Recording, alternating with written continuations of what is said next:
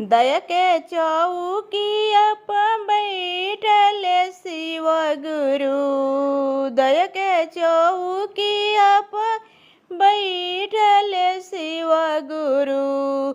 हमरा पदया बरसाइए गुरु। हमरा पदया बरसाइए गुरु।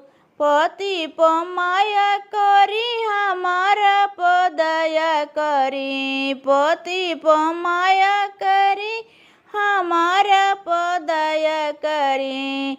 बेटा फूल बरसाइए गुरु। बेटवा फूल बरसाइए गुरु।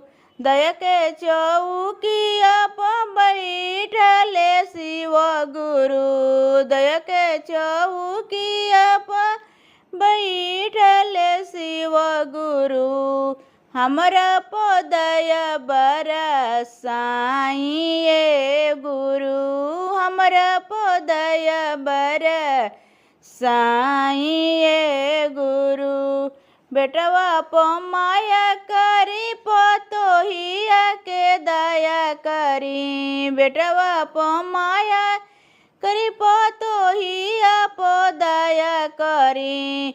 पोतवा फूल बरसाइए गुरु। पोतवा फूल बरसाइए गुरु। दया के चौकिया पर बैठले शिव गुरु। दया के चौकिया पर बैठले शिव गुरु। हमरा पदया बरसाइए गुरु। हमरा पदया बरसाइए गुरु। दमदा के माया करी दमदा के माया करी भियावा के दया देहि। दमदा के माया करी बेटिया के दया करी। नतिया फूल बरसाइए गुरु। नतिया फूल बरसाइए गुरु। दया के चौकिया पर बैठले शिव गुरु।